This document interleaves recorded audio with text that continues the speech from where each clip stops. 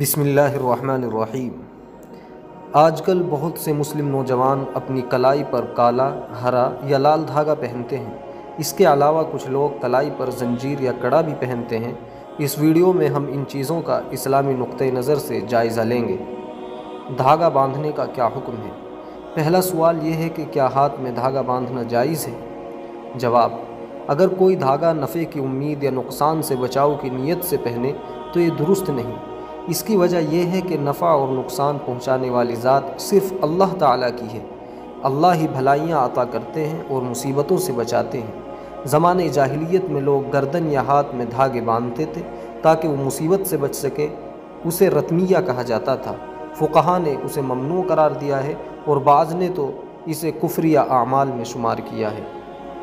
Fashion کے طور پر دھاگا باندھنے کا حکم، اور اگر یہ عمل فیشن اور آرائش کے طور پر ہو تب بھی درست نہیں۔ زنجیر یا کڑا پہننے کا کیا حکم ہے؟ سونے اور لوہے کے کسی بھی زیور کا استعمال مرد کے لیے جائز نہیں۔ چاندی کی بھی صرف انگوٹھی استعمال کی جا سکتی ہے، زنجیر نہیں پہنی جا سکتی۔ نیز یہ عمل عورتوں کی مشابہت بھی ہے، کیونکہ زیورات عورتوں کے لیے زینت کا سامان ہے، نہ کہ مردوں کے لیے۔ رسول اللہ صلی اللہ علیہ وسلم نے عورتوں کی مشابہت اختیار کرنے والے مردوں پر لعنت فرمائی ہے۔